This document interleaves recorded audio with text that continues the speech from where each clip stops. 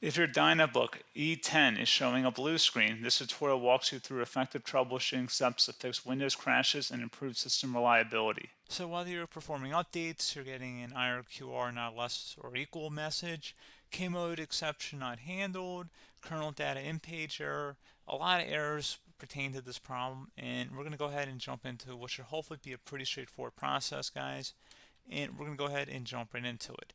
So first thing I'd recommend doing would be to actually go ahead and boot to the troubleshooting utility on Windows 11. So if you do a hard power off 3 times in a row, Windows should automatically attempt to launch the starter prepare utility. And if it doesn't find anything, it will give you the option to select advanced settings, in which case it would take you to a screen that looks like this. Now, if it does not take you to a screen that looks like this, or you're unable to get to that, you can also download the Windows 10 Media Creation Utility, or Windows 11. They probably will make a creation utility for Windows 11 at some point. And it doesn't really matter, you can actually run the Windows 10 utility on Windows 11 as far as I'm aware. And you should be able to run the troubleshooting utilities built in within it. So you just would go ahead and download it to an ISO file and then burn it to a DVD or USB. It'd have to be about 4 gigabytes or more. It couldn't be a small USB flash drive, and it couldn't be a CD. It'd have to be a DVD. And then you'd boot your computer from it. So depending on the computer manufacturer, you'd have to tap a different key on your keyboard in order to launch that menu, in order to select what boot drive you want to go off of. So it could be anything between the escape key, F2, F8, F12, for example, and those are the function keys on the top of your keyboard. So you may have to just do a little bit of trial and error. Shouldn't take you more than a couple minutes. Googling it would probably be best before you even begin. But anyway, we're ready to go ahead and jump right into it. So we're on the choose an option page. So these will look very similar whether you're booting from it directly within Windows itself, or if you're plugged in a USB flash drive with the media creation utility installed and you selected the recovery option. So when you are setting up your Windows 11 installation or Windows 10, depending on the drive you're using, there should be an option to repair your computer in the bottom left corner of the dialog window, one of the first screens that comes up. You go ahead and select that, and then it would take you to a troubleshooting screen like you see here. And you want to go ahead and select troubleshoot, reset your PC, or see advanced options. And then there are going to be a whole bunch of options in here that we're going to explore in today's video.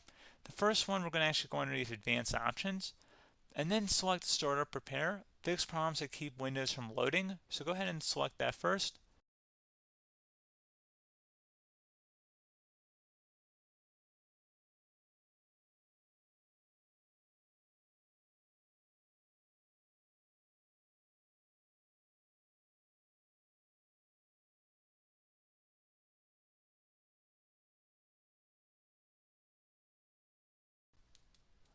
Okay, so you can see it could not repair our PC. That was our first option we could try. Something else, if we go back into advanced options here and then select troubleshoot, we're going to go underneath advanced options again. You can go ahead and actually access safe mode by selecting startup settings. And then if you select the restart button, you have the option on the screen select safe mode with networking, which will give you a key on the screen. It'll tell you which key to press to enter that. I believe it's the F7 key. It'll do that for you. I'm not going to go over that in today's tutorial because I don't really want to go into safe mode, but you're more than welcome to attempt that by going into here and then selecting restart. Again, it'll launch another screen. It'll say what key do you want to press, and it'll give you like 7 or 8 different options, and you want to select safe mode with networking. There's also an option for a command prompt too, but that's going to be something we're going to cover later in this video, and we don't even have to go through that in order to access it. So that's why I'm not going to really push for that, because unless you know exactly what's causing the problem, you probably don't need to go into safe mode. Unless you're trying to recover files, in which case then you definitely can go into safe mode, but we're trying to actually recover our computer here. So I hope that makes sense. Something else we can also try here as well would be to uninstall updates, remove recently installed quality or feature updates from Windows. So if you go ahead and select that, you can uninstall the latest quality updates, which generally is the more day-to-day updates. Feature updates are the less regularly released ones, like the big ones. I would equate it to service packs in like Windows 7 and Windows Vista and Windows XP. So larger updates that occur once or twice a year at most. And the quality updates are more just a regular update. So probably obviously depend. It'll take longer if you're going to try and uninstall the latest feature update versus quality update, and maybe you don't need to go back that far. So just giving you guys a couple pointers with that. Something else you can also look at here, and we're going to jump into the command prompt in a little bit, but you can select System Restore, which will use a restore point recorded on your PC to restore Windows. And this is something I would highly recommend here, guys. So select Next. Assuming you have a restore point saved on your computer, you go ahead and select the most recently created one, and you'll select Next, and then you'll select the drive. You shouldn't actually have to select the drive. You can scan for affected programs, but we're going to keep it all default here, and then we're going to select Finish. So once started, System Restore cannot be interrupted. Do you want to continue? I think we're going to select yes. I don't think we have anything better to do on our computer right now, so just give it a moment here to initialize. It will take a couple minutes to run, obviously depending on how large your hard drive is and how much is saved on the System Restore point. So just give it a couple minutes here.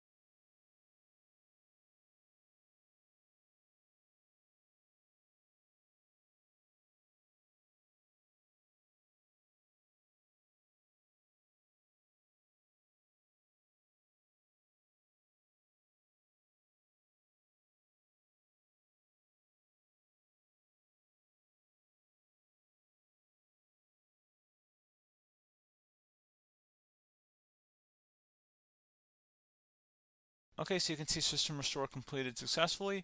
The system has been restored. Your documents have not been affected. Click the Restart button to restart your computer. Go ahead and select Restart.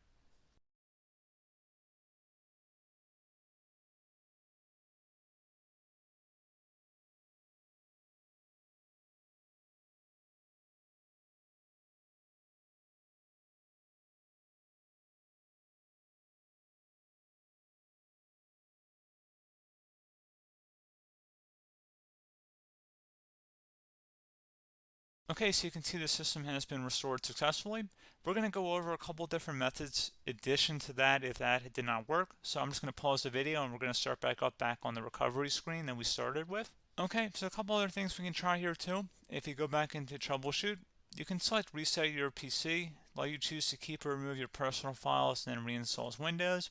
You can select to keep my files, which will remove apps and settings but keeps your personal files. You can also select remove everything, which will remove all of your personal files, apps, and settings. So this is more of a factory reset, the second option here.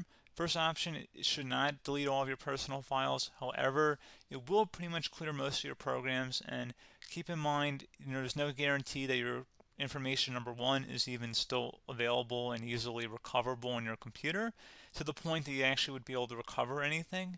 And the second point is that there's always a chance that it won't actually recover and it will just do a factory reset anyway. So there's no guarantee that actually would keep your files anyway. So I would recommend trying to get a recovery tool and backing that up first before selecting it anyway. But again, those are a couple different options. And then something else you can try here, if you go back to the choose an option. Another option, if you go underneath choose an option and select troubleshoot, advanced options, and now select where it says command prompt. Okay, so the first thing we should do is type our main hard drive here. In most cases, it should be the C drive. So you just do a C colon and then hit enter on your keyboard. So once you're underneath the C drive, we're going to type in dir and then hit enter on your keyboard. It should have program files, users, and Windows all in there. That's how you know you're in the right directory.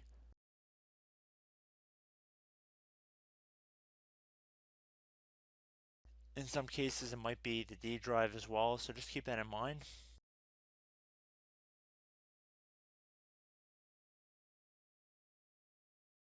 Next thing we're going to do is type in cd space / Windows / system32 / config, and then you're going to hit enter on your keyboard.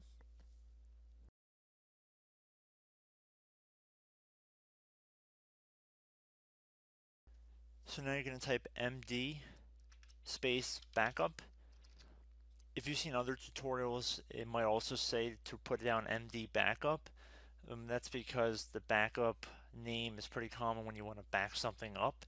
So you can name this whatever you want, doesn't have to be backup. So if you've already made a backup folder in the past, you could do backup 1, for example. So once you're done setting the name you want the backup to be called, hit enter on your keyboard again.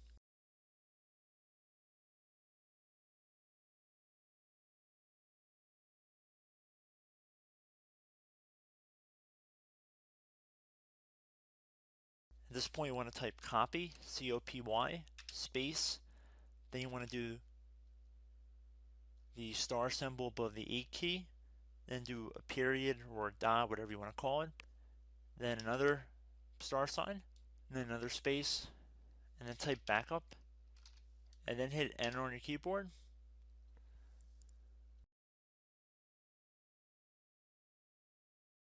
Now you want to type cd reg back, REG BACK, and then hit enter on your keyboard. So now that we are under the reg back, so now you want to type dir again, and then hit enter.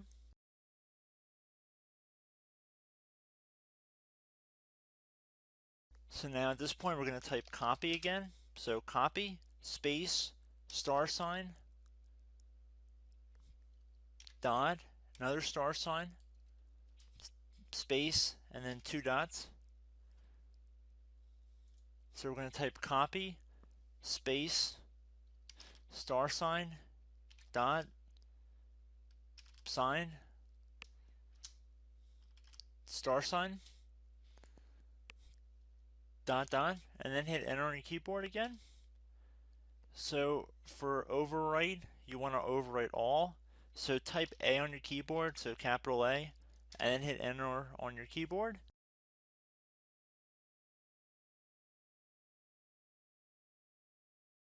So at this point you should be good to go. You can close out of the command prompt window, and if you accidentally continue to Windows 10 you should be all set.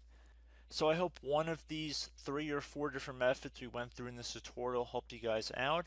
Again, I'm not sure if you guys heard me earlier, but try to go back into your safe mode if possible and uninstall any programs you know might be conflicting with the Windows startup if you can get into safe mode.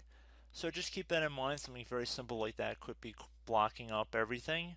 So again, I hope this tutorial helped you guys out, and I will catch you in the next tutorial.